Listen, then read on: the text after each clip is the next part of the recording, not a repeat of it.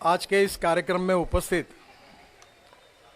हमारे जिनके कारण ये प्रकल्प पूरा हो रहा है और जिन्होंने इस देश में मेडिकल डिवाइसेस के क्षेत्र में एक चमत्कार करके दिखाया है, ऐसे डॉक्टर शर्मा जी, उनके साथ आए हुए बहुत ही प्रसिद्ध जिन्होंने इंटरनेशनल लेवल पर रिसर्च किया है, ऐसे सभी उपस्थित डॉक्टर भाई, आदरणीय हमारी उनके साथ आई हुई हमारी बहन, मंच पर उपस्थित सभी हमारे प्रमुख नेतागण और उपस्थित भाई और बहनों, सबसे पहले मैं आज एक बहुत खुशी का दिन है कि यहाँ एक बहुत बड़ा डायग्नोसिस सेंटर के निर्माण के कार्य का शुभारंभ हो रहा है।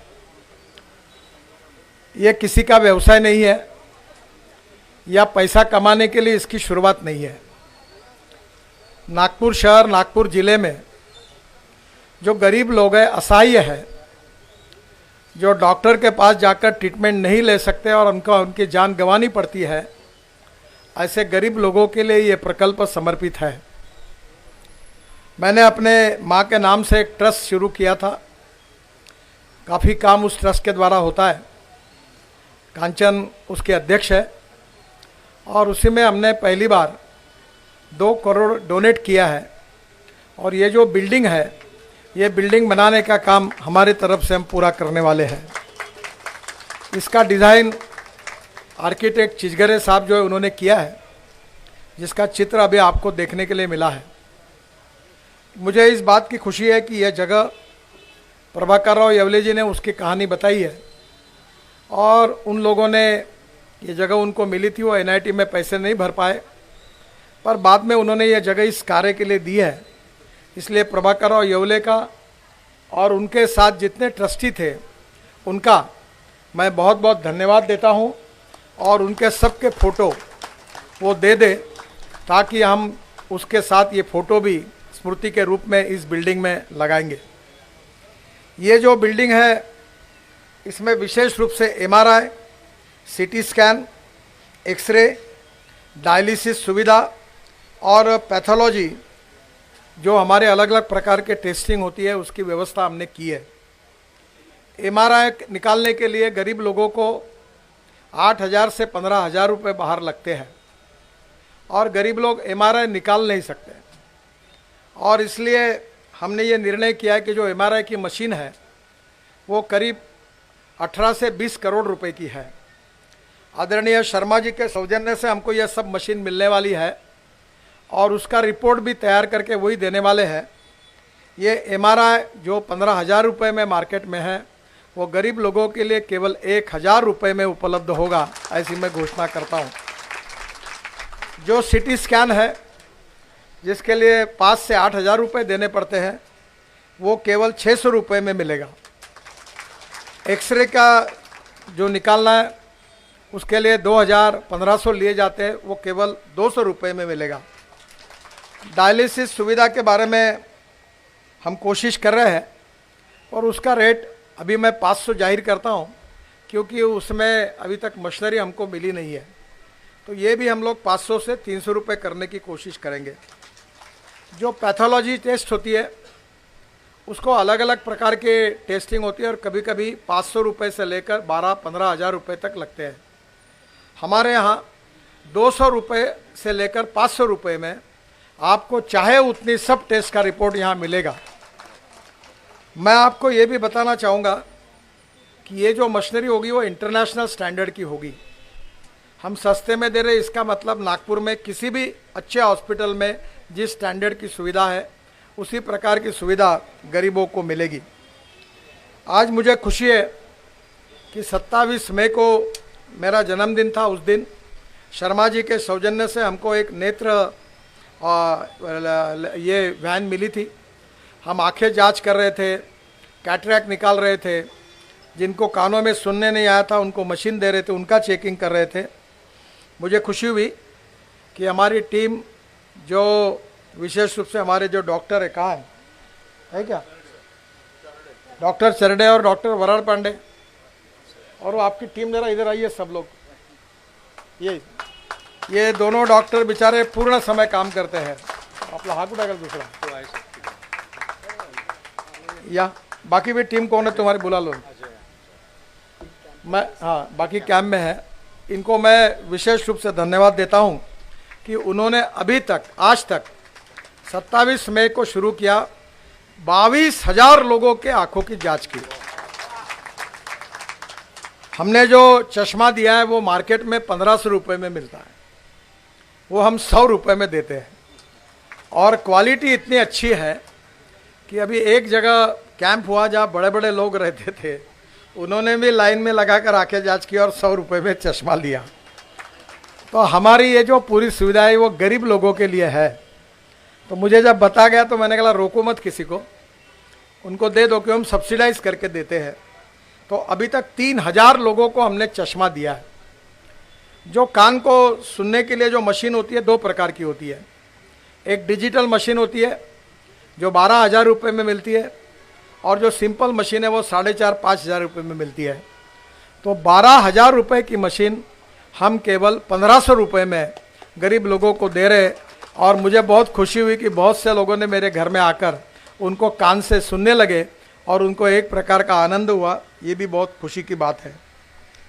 अभी तक उत्तर नागपुर में 33 नेत्र शिविर हुए हैं और उत्तर नागपुर से 4,000 से अधिक लोगों का बेनिफिशियल है जिनको हमने चेकिंग किया। और उत्तर नागपुर में करीब 90 लोगों का निःशुल्क हमने कैटरैक्ट का ऑपरेशन किया है। अब ये ऑपरेशन करने में पद्मश्री डॉक्टर विकास महात्मे, इन्होंने अभी तक 450 ऑपरेशन निःशुल्क करके दिए हैं।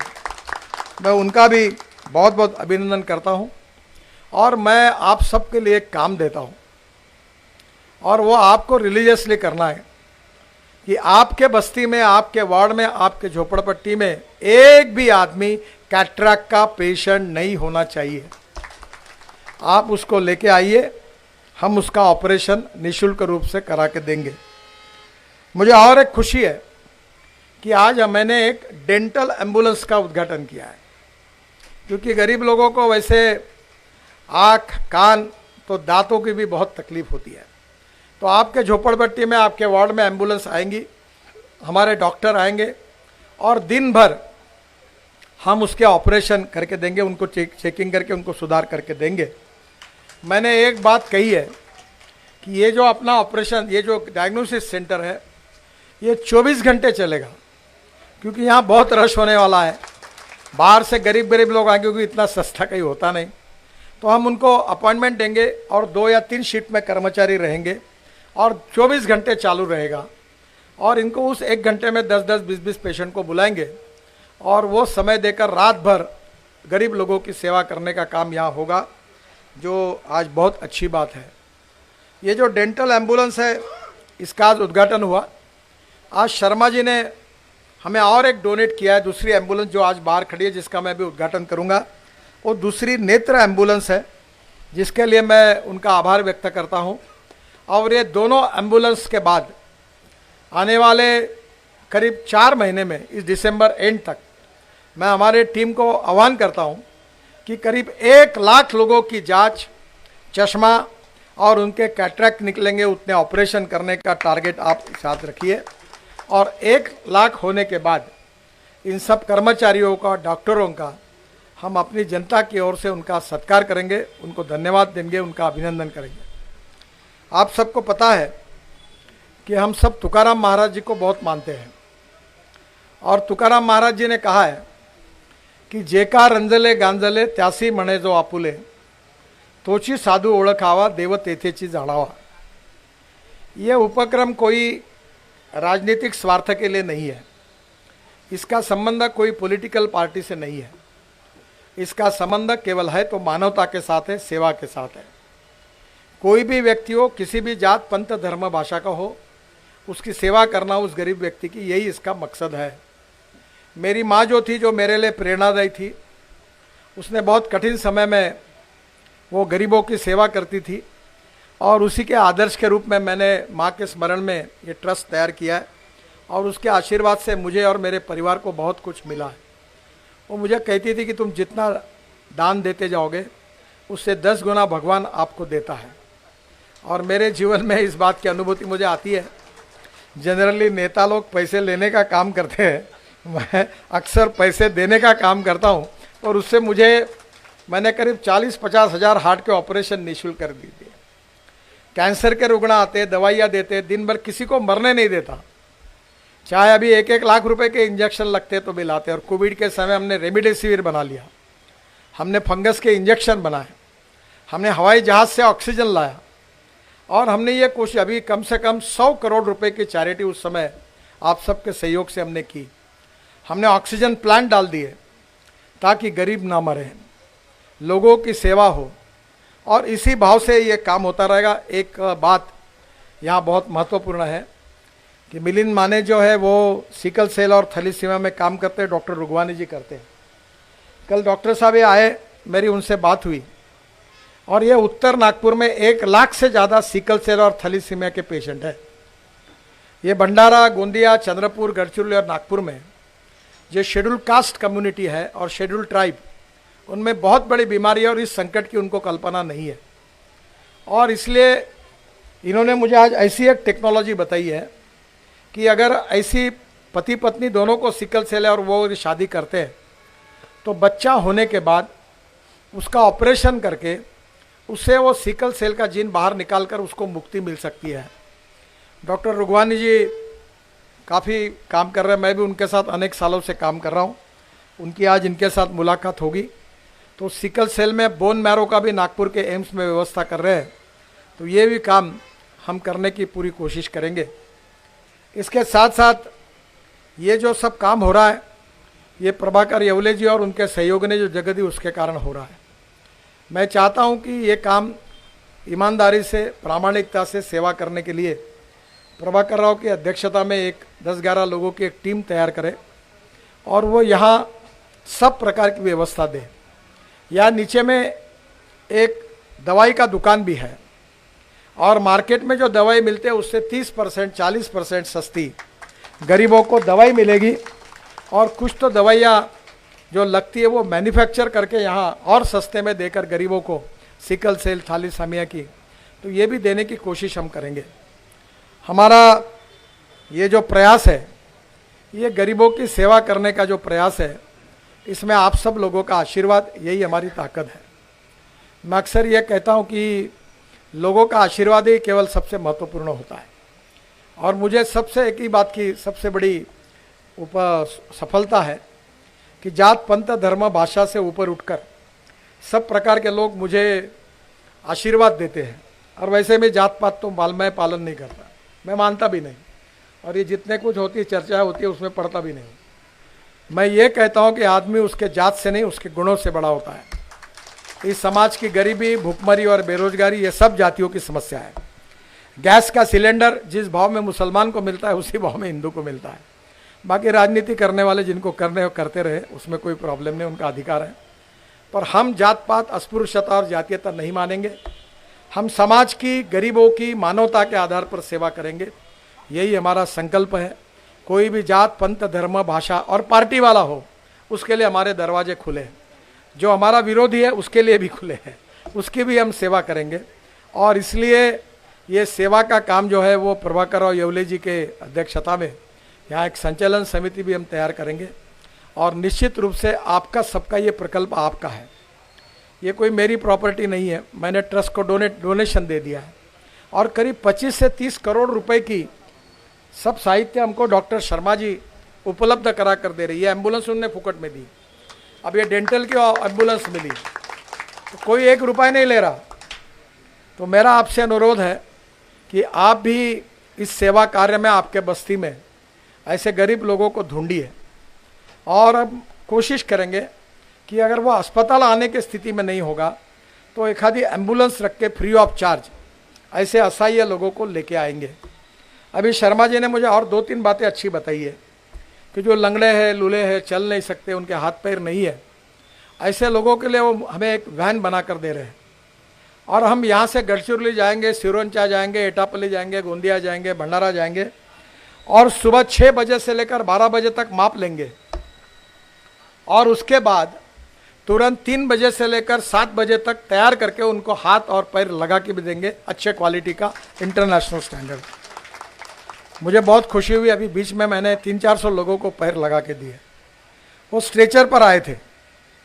अब जब धनवटे नेशनल कॉलेज में मैं गया तो वो लोग फुटबॉल खेलने लगे और बुलेट चलाने लगे, सब लंगड़े लुगड़े ताकतवान बन गए, दौड़ने लगे, उनके चेहरे पर आनंद था। हमारे यहाँ मेरे घर पर WCL से मैंने पैसे लेकर उनको सबको पैर लगा दिए।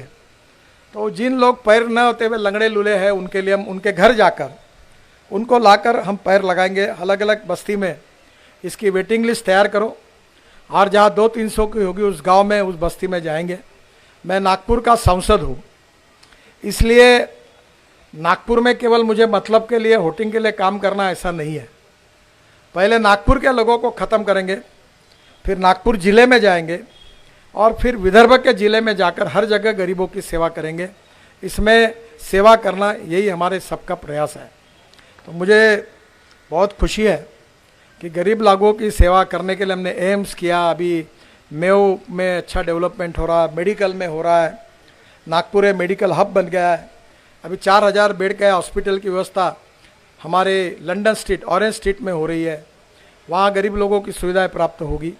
उसके साथ ये निःशुल्क गरीबों की सेवा करने का उपक्रम उत्तर नागपुर में, जहाँ पिछड़े हुए और गरीब लोग रहते हैं, उनकी सेवा करने के लिए उपक्रम की शुरुआत हो रही है।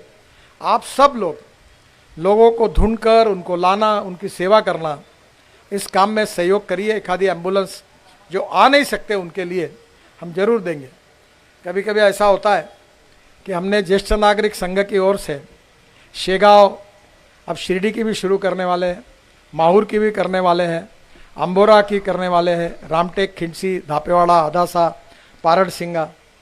तो पहले हमारे पास एक इलेक्ट्रिक की गाड़ी थी, उसमें से अभी तक 26,000 लोगों की गजानन महाराज का दर्शन हो गया।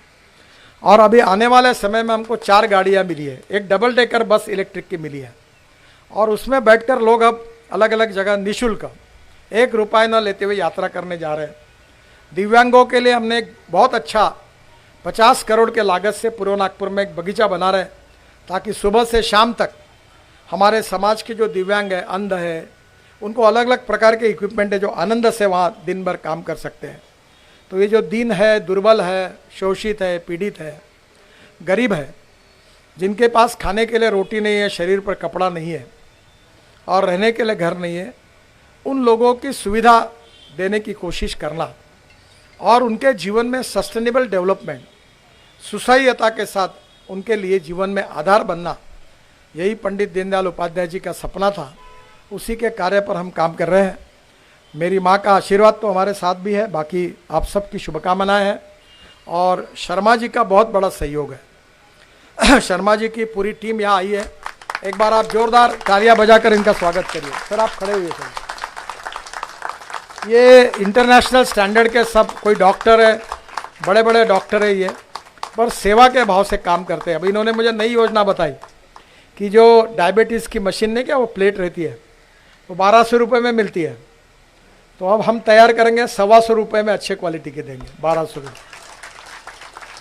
ब्लड, हाँ, धीरे धीरे जितने छोटे इक्विपमेंट है वो नागपुर में कोराड़ी में जो माता का देवस्थान है, वहाँ इनके साथ बातचीत चल रही है।